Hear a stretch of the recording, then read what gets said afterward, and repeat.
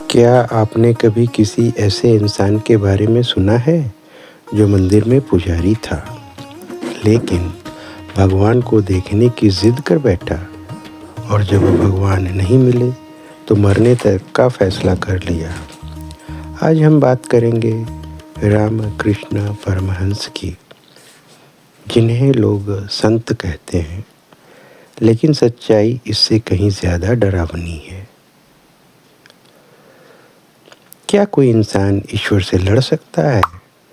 और अगर लड़े तो जीतता कौन है? बंगाल का एक छोटा सा गांव है कामारपुकुर। एक गरीब ब्राह्मण परिवार में जन्मा गदाधर चट्टोपाध्याय बचपन से अलग, न पढ़ाई में रुचि न धन में, लेकिन एक चीज़, ईश्वर का नाम सुनते ही बेहोश हो जाना। श्री रामकृष्ण कथामृत में लिखा है, नाम लेते ही उनका शरीर गिर पड़ता था, पर चेतना कहीं और चली जाती थी। पर सवाल ये है, क्या ये भक्ति थी या कुछ ऐसा जो समाज समझ नहीं पाया? 18 साल की उम्र में गदाधर पहुँचे दक्षिणेश्वर काली मंदिर। वहाँ बने माँ काली के पुजारी। लेकिन यहाँ कहानी पलटती है। माँ काली की मूर्ति देखते हुए वे रोते, चिल्लाते और कहते, माँ, अगर तू सच में है तो सामने आ। क्या आपने कभी किसी को भगवान को अल्टीमेटम देते सुना है? एक दिन असहनीय पीड़ा में रामकृष्ण ने मंदिर की तलवार उठाई। कथामृत से शब्द हैं ये, यदि आज तू नहीं दिखी तो यह शरीर तेरे चरणों में नहीं रहेगा।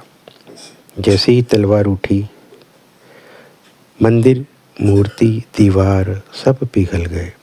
एक अनंत प्रकाश, एक माँ, एक सजीव चेतना। रामकृष्ण गिर पड़े।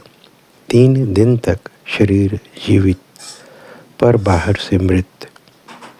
पर ये तो शुरुआत थी, क्योंकि उसके बाद रामकृष्ण जो करने वाले थे, उससे धर्म की सारी सीमाएं टूटने वाली थीं।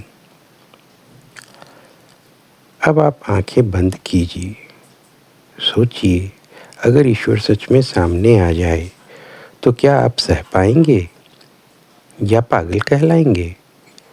उपनिषद में एक वाक्य है, ये तो वाचो निर्वर्तन्ते अप्राप्य मनसा सह, यानी जहाँ शब्द लौट आते हैं वहाँ रामकृष्ण चले गए।